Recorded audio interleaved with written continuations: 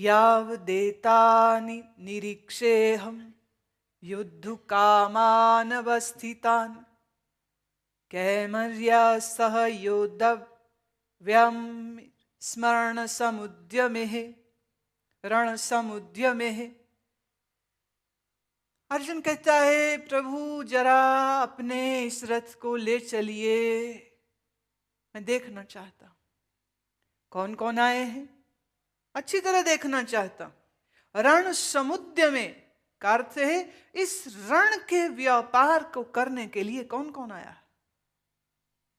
मुझे जानना है, मुझे देखना है।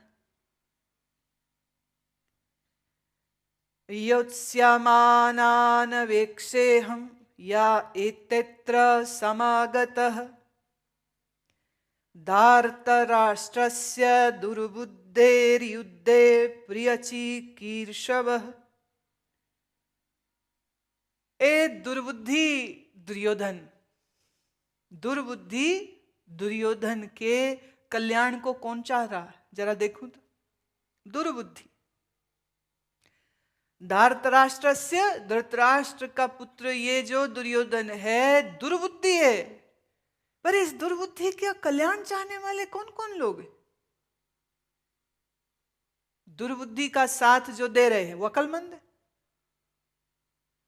अकलमंद तो नहीं हो सकते, पर इस दुर्बुद्धि वाले दुर्योधन का कौन कौन कल्याण चाहता है? एतेह, इन राजा लोगों को, अत्र समागतः, इस सेना में कौन कौन आया हुआ है, ये युद्ध की चाह रखे कौन कौन आया हुआ है, मैं देखना चाहता हूं, प्रभु लेके चलिए। एवं मुक्तो ऋषिकेशो गुडाकेशेन भारतः सैन्योर्भ्यर्मध्ये स्थाप्यत्वा रथोत्तमः भीष्म द्रोण प्रमुखतः सर्वेषां च महीक्षिताम् उवाच पार्थ पश्येतान् समवेतान् कुरुनीति। संजय कहता है, ऐसी बात को सुनकर हे धृतराष्ट्र, ऋषिकेश श्री कृष्ण ने दोनों सेनाओं के बीच में, दोनों सेनाओं, एक तरफ जहां भीष्म और द्रोण है और दूसरी तरफ पांडवों के सारे पक्ष में जो राजा हैं, इन दोनों सेनाओं के बीच में लाकर खड़ा कर दिया रथ को। तत्रा पश्यन्ति स्थितान् पार्थः पितृणता पितामहान् आचार्यन् मातुलान् भ्रात्रान् पुत्रान् पौत्रान् सखीस्ताम् श्वशुरान् सुहृदैश्चैव सैन्योरभ्योरपि। क्या देखता है अर्जुन? दोनों सेनाओं में अपने ही सारे रिश्तेदार हैं, भाई, पिता के भाई, पितामह। देखिए, दादा के भाई जितने हो वो भी पितामह, आचार्य, मामे, भ्रात्राण, भ्रात्राण भाई, पुत्र, पौत्र, मित्र, ससुर, सुहृदय, सब खड़े, अपने ही सारे कुटुंब को दो भागों में बटे हुए आमने सामने युद्ध की कामना में अर्जुन देखता है। तान समीक्षस्य कौन्तेय सर्वान् बन्धुवस्थितान् कृपया परयाविष्टो विषीदिन्निदं ब्रवीत्। अपने सारे बंधुओं को देखता है और अत्यंत करुणा में भर जाता है और शोक करता है, दुखी होता है। ब्रवीत, दुखी होके बोलता है कि ये क्या हो रहा है। अपने मन में पीड़ा का अनुभव करता है, पीड़ा का अनुभव कर रहा है। देखिए, युद्ध ठहरी है, युद्ध के न्याय संगत कारण है पांडवों के पास, मजबूरी में युद्ध कर रहे हैं, जानते हैं कि मजबूरी का ये युद्ध है, पर है धर्म के लिए। दुर्योधन अधर्म का चिन्ह है, लोभ, क्रोध, अभिमान का चिन्ह है। अर्जुन ये जानता है।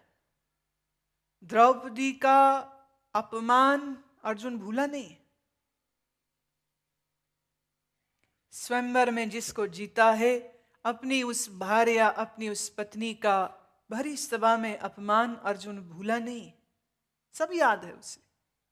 फिर भी आज इस कुरुक्षेत्र में, इस धर्म क्षेत्र में यूं सेनाओं को आमने सामने देखा तो मन पीड़ा से भर उठा, करुणा से भर उठा, और तड़प कर, शोकातुर होकर अर्जुन ने अपने भावों को श्री कृष्ण के समक्ष कहा। अर्जुन उवाच दृष्टेवं स्वजनं कृष्ण युयुत्सुवं समुपस्थितं सीदन्तीमं गात्राणि मुखं च परिशुष्यति वेपत्तुश्च शरीरे में रोम हर्षश्च जायते। तो कह रहा है कृष्ण, इस युद्ध की घड़ी में अपने इन सज्जनों को, स्वजन, स्वजन मेरे ही जो बंधु बांधव है, इनको देख के मेरे अंग अंग शिथिल हो रहे हैं, मुख सूख रहा है, मेरा शरीर कांप रहा है और मेरे शरीर में रोमांच हो रहा है। Very clearly, Arjuna is explaining his mental state. आज इस घड़ी में अपने ही बंधुओं, पूज्यवरों, गुरुजनों, पितामह, संबंधियों, पौत्रों, पुत्रों को युद्ध की भावना लेकर, एक दूसरे के खून के प्यासे, जिनके साथ कभी खेले हैं, जिनकी गोद में खेले, जिनसे पढ़े, जिनसे प्रेम, विनोद, हास्य किया, अपने उन सभी बंधुओं, बांधवों, पूज्यों को देखकर मुझे बहुत घबराहट हो रही।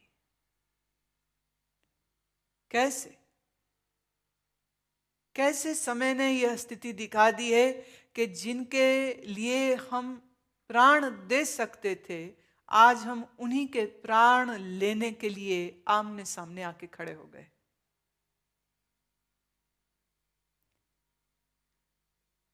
एक युद्ध अर्जुन लड़ने जा रहा है और एक युद्ध आप भी लड़ते हो। तुम्हारे जीवन का कुरुक्षेत्र,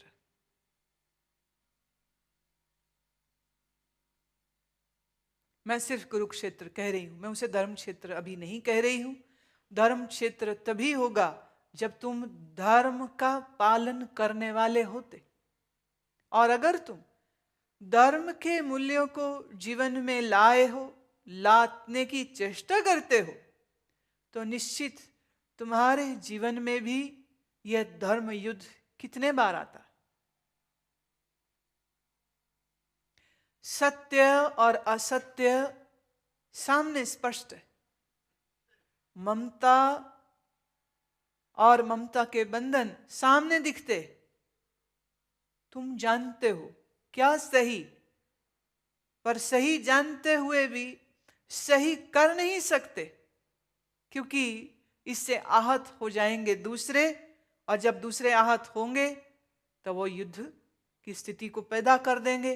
अपने ही पुत्रों, अपनी ही पुत्रवधुओं, अपने ही माँ, अपने ही पिता, अपने ही भाइयों के साथ तुम्हें तुम्हारे युद्धों को लड़ना पड़ता है। तुम आज के अर्जुन हो।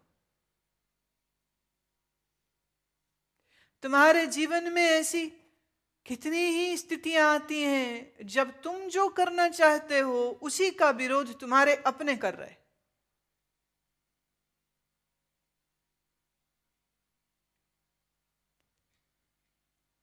हर व्यक्ति अपने आप को सही जानता है और दूसरे को गलत। दुर्योधन अपने आप को सही जानता, इसलिए तो लड़ने को उतारू। क्यों? वो ये कहता है कि मेरा पिता भले अंधा था, पर उसके अंधेपन में दोष उसका नहीं, वो दोष उसकी माता का है।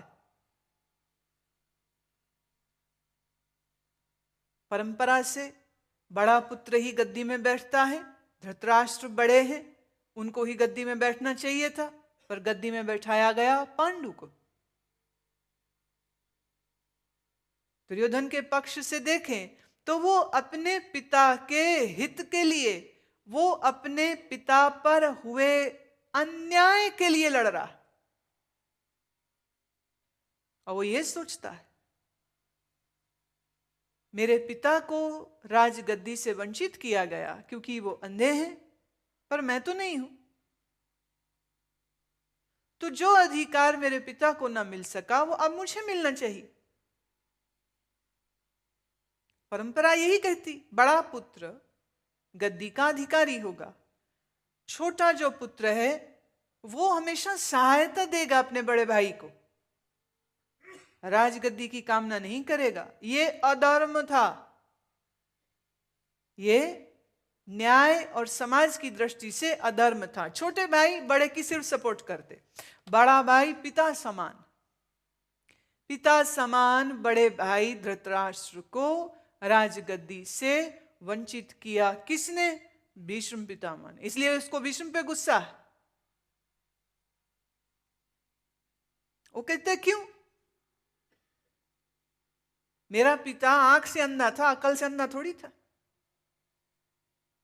फिर पांडु की मृत्यु के बाद जब धृतराष्ट्र को भीष्म पितामह ने ही गद्दी में बैठाया, तो दुर्योधन का तर्क था जो मेरा पिता पांडु के न होने पर राज्य को संभाल सकता था और सक्षमता से संभाला, क्या वो पहले नहीं संभाल सकता था?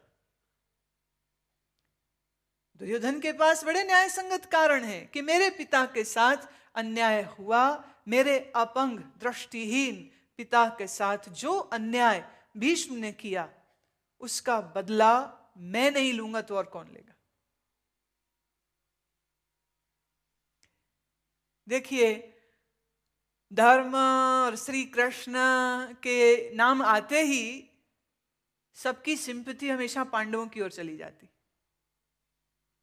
पर अगर दुर्योधन का पक्ष देखे तो वो पूरी तरह गलत भी नहीं, कारण उसके सही, परंतु उस कारण के साथ जो उसने अपनी महत्वाकांक्षा और अभिमान को जोड़ा, यहीं से वो गलत हो गया। क्या न्याय है, क्या अन्याय है, कभी कभी इसके बीच सीमा रेखा बहुत सूक्ष्म होती है। जो आपको न्यायपूर्ण लग रहा है वो शायद दूसरे को अन्याय लगता है, और जो आपको अन्यायपूर्ण लगता है वो किसी और को न्यायपूर्ण लगता है। It's very difficult to put a definition in bracket, what is right and what is wrong. It is conditional, in context, how you see the things. जो दुर्योधन के पक्ष से देखें तो वो कह रहा मैं अपने पिता के साथ हुए अन्याय का बदला लेता हूं। उसे गुस्सा है पांडवों पर। क्यों? क्योंकि इनके पिता ने मेरे पिता का हक मारा। ये कैसे धर्म संगत हो सकते? और धृतराष्ट्र के अंधेपन में भी वो दोषी नहीं है। अब इसके पीछे जो इतिहास की गाथा है, थोड़ा उसको भी मैं संक्षेप से कह दूं।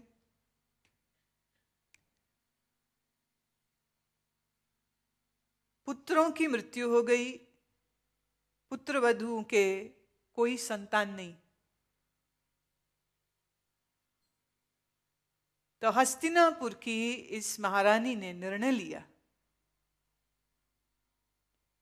कि मेरा पुत्र व्यास नियोग की परंपरा को निभाते हुए मेरी इन विधवा पुत्र वधुओं को गर्भवती करे।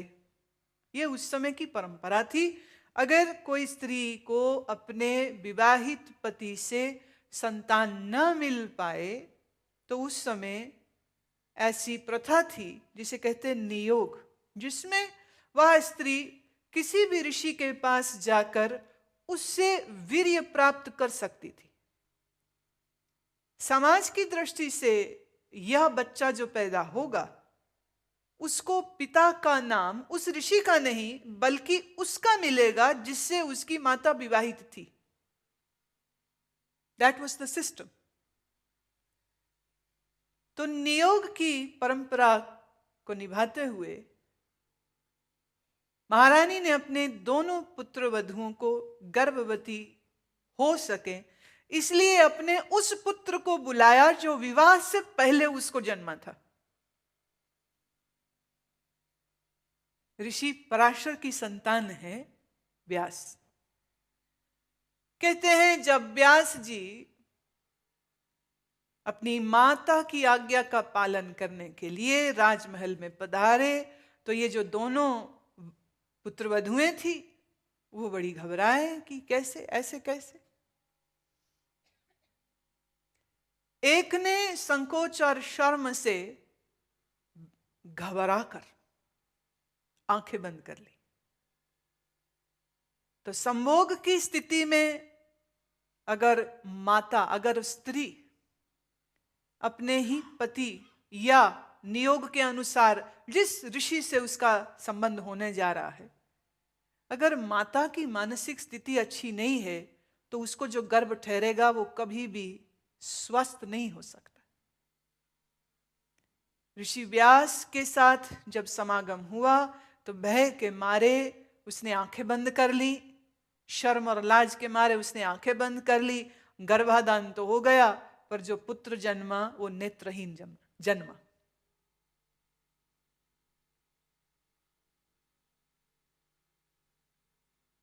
दूसरी रानी ने, दूसरी पुत्रवधु का जब व्यास से संजोग हुआ तो कहते हैं वो भी मन की बड़ी कमजोर थी, डरी हुई सी थी। ऐसी स्थिति में जो गर्भाधान हुआ तो जो पुत्र पैदा हुआ पांडु कमजोर, एक नेत्रहीन एक कमजोर। लेकिन इस बीच में एक तीसरी घटना भी घट गई।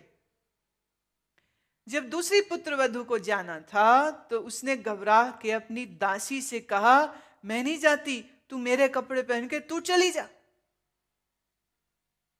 दासी को भेज दिया और दासी बहुत बुद्धिमता, धैर्यवान, शांत स्वभाव की थी और ऋषि का अंश उसको प्राप्त हो रहा। उसने आनंद पूर्वक, सम्मान पूर्वक ऋषि के बीज को स्वीकार किया और यहीं से पैदा हुए थे विदुर।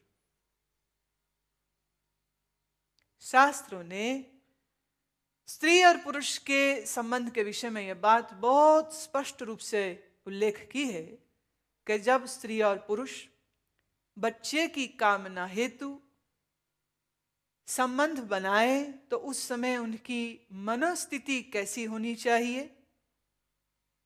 और शंकर भगवान के द्वारा दिया गया एक ग्रंथ है स्वर योग। स्वर योग में यह भी बतलाया गया कि उस समय पुरुष का कौन सा स्वर चलता होना चाहिए और स्त्री का कौन सा स्वर चलता होना चाहिए। अगर सही स्वर चलेगा तो पुत्र होगा, अगर ऐसा स्वर चले तो कन्या होगी, अगर स्वर ऐसा चलेगा तो संतान का गर्भपात तो हो जाएगा, मिसकैरेज हो जाएगा। अगर ऐसी स्थिति और ऐसे स्वर के चलने में स्त्री पुरुष का संबंध होगा तो जो गर्भ है वो अपंग होगा। स्वर स्वरों का विज्ञान। ऋषि तो अपनी मां की आज्ञा का पालन करते हुए नियोग की इस परंपरा को निभा रहे थे, परंतु आगे जो स्त्रियां आईं, उन स्त्रियों की अपनी अपनी मनस्थिति के अनुसार उनकी संतानों ने जन्म लिया। विदुर सबसे ज्यादा बुद्धिमान, धैर्यवान, कैसे? जैसे उनकी माता थी। पांडु कमजोर, क्यों? जैसी उनकी मां की स्थिति थी।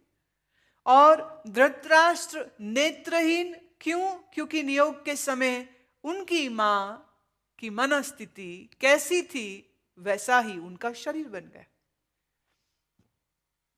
स्वर योग में इसका बड़ा विस्तार से वर्णन है, जो फिर किसी समय, अन्य समय पर मैं डिटेल दूंगी कि किस स्वर में क्या करना चाहिए। एक एक चीज के लिए उन्होंने स्पेसिफाई कर दिया है। स्वर क्या है पहले वो समझ हो, स्वर बदलने की अकल हो, और फिर भोजन करते समय, शौच करते समय तो कितनी सूक्ष्मता से कि जब मूत्र पास करे तो बायां स्वर चलना चाहिए, पर जब मल त्याग करे तो सूर्य स्वर चलना चाहिए। सूर्य माने राइट नॉस्ट्रिल ब्रीदिंग, चंद्र माने लेफ्ट नॉस्ट्रिल ब्रीदिंग। कैसी स्वर है तुम्हारी, उसके तद अनुसार अगर तुम्हारा कर्म हो रहा है तो इसकी कॉम्बिनेशन से उसके नतीजे बहुत अच्छे निकलेंगे। पर फिर ये किसी अन्य समय पर, किसी अन्य वक्त पे मैं इस विषय को लूंगी। स्वर योग पर अपने आप में एक परिपूर्ण और एक स्वस्थ और सफल जीवन जीने की चाबी है स्वर योग, स्वर का ज्ञान होना। गांडीवम स्रंसते हस्तात्वकचैव परिदह्यते न च शक्रोम्यवस्थातुं भ्रमतीव च मे मनः। निमित्तानि च पश्यामि विपरीतानि केशव न च श्रेयोनुपश्यामि हत्वा स्वजन्माहवे। न कांक्षे विजयं कृष्ण न च राज्यं सुखानि च किं नो राज्येन गोविन्द किं भोगैर्जीवितेन वा। येषामर्थे कांक्षितं नो राज्यं भोगः सुखानि च न इमे वस्थितः युद्धे प्राणांस्त्यक्त्वा धनानि च।